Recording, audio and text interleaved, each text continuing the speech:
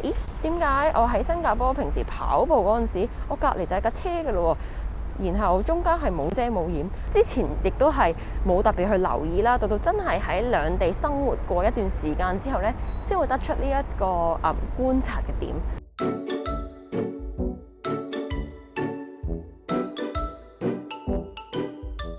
Hello， 大家好，Irene， 今日就想喺呢一條片同大家分享下6個我翻咗嚟香港都一陣子之後，發現香港同埋新加坡喺城市面貌上面嘅大不同。我依家咧就係坐喺中環海旁呢一度一個風光明媚嘅下晝，同大家分享呢一個主題，表示心情舒暢。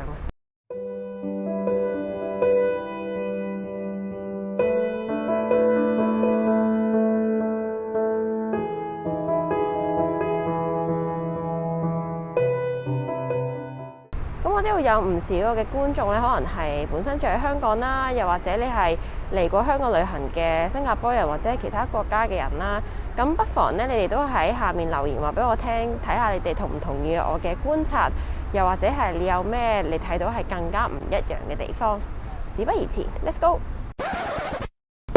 第一，舊樓。我發現當我喺香港唔同地區行街 hea 下嘅時候呢，喺我嘅周圍都少不免咧係會見到唔少嘅舊樓，不管你係喺香港島啊、九龍啊定係新界，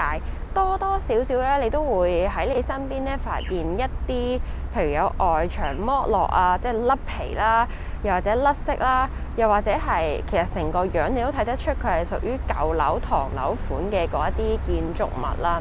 呢一樣咧係我喺香港生活咗咁多年，喺我未去新加坡之前咧，我冇咁大嘅感覺嘅。但係當我去完新加坡2年之後，翻到嚟香港咧，就覺得咦，點解香港好多地方都係有好多舊樓？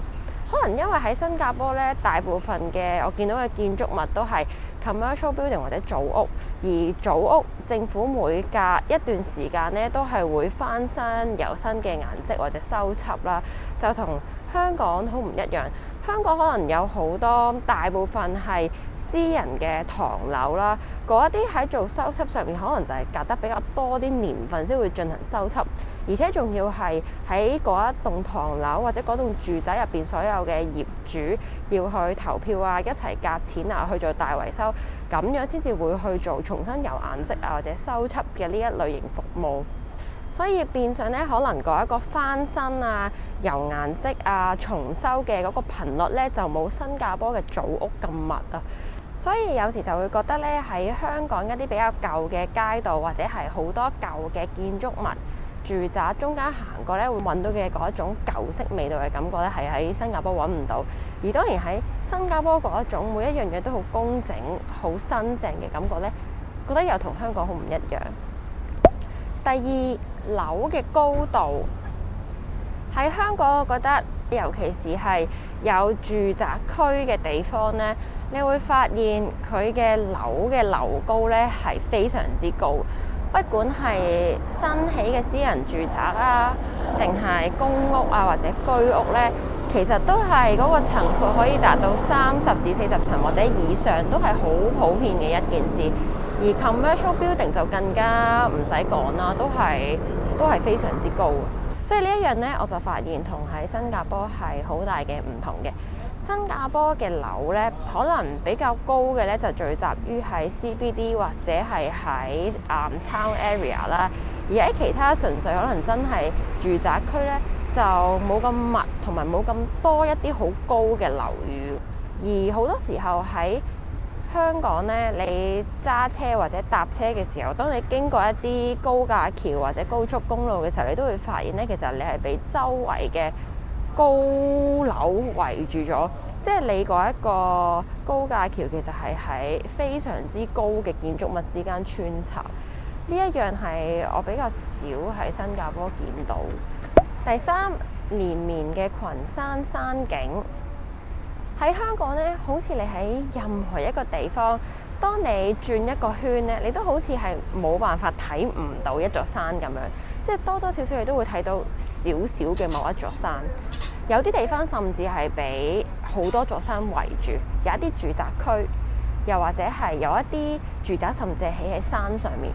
呢一樣嘢咧就真係同新加坡超級大分別。喺香港咧，我覺得其中一個令你賞心悅目嘅事就係你會見到好多山疊山、山疊山嘅山景啦，就覺得好宏偉。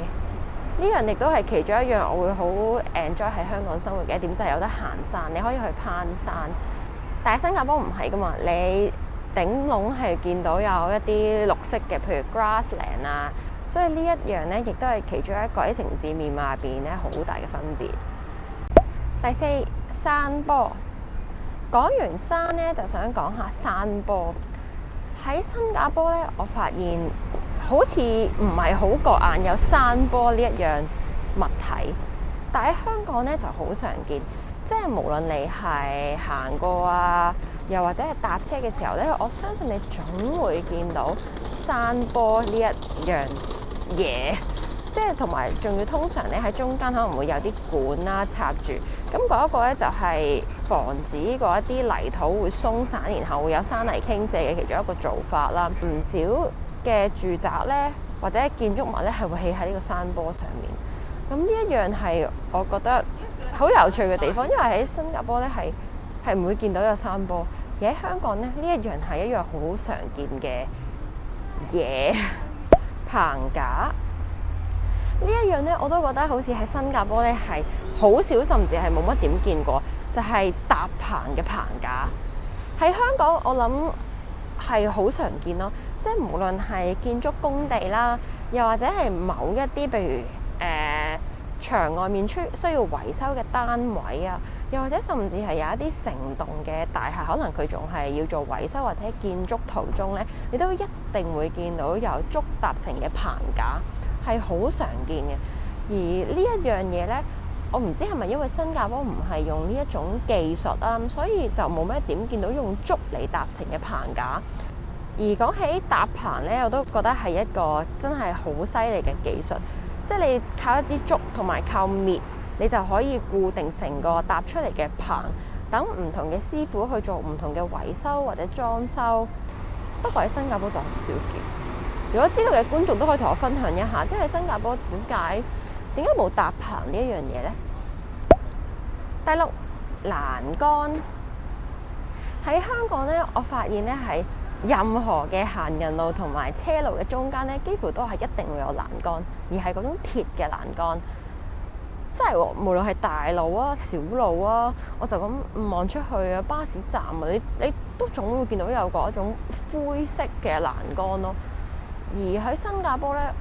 我係好少見到有欄杆，即使係譬如住宅區嘅巴士站隔離就已經係大馬路，中間唔會有欄杆。又或者係你平時跑步啊，或者踩單車有啲路隔離咧，就直接係大馬路啦，就都係唔會有欄杆嘅。反而喺香港咧就係好常見咯。呢一樣咧係我翻嚟嘅時候咧，先至突然間發現，覺得咦，點解我喺新加坡平時跑步嗰陣時，我隔離就係架車嘅咯喎。然後中間係冇遮冇掩，但係翻到嚟咧，好似行邊一度咧都一定會有欄杆。然後你喺中間要揾一個窿位或者下一個過馬路嘅燈位咧，你就一定要係揾到一個冇欄杆嗰個位，你先可以過到馬路咯。之前亦都係冇特別去留意啦，到真係喺兩地生活過一段時間之後咧，先會得出呢一個觀察嘅點。好，呢條片就到呢度啦。希望大家 enjoy 今日呢條片，我所分享嘅6個香港同埋新加坡喺城市面貌上面嘅大小不同之處啦。而我亦都非常之 welcome 你嘅 comment， 話俾我聽，你同唔同意我嘅講法啊？又或者係你仲有冇見到其他有趣嘅唔一樣嘅地方？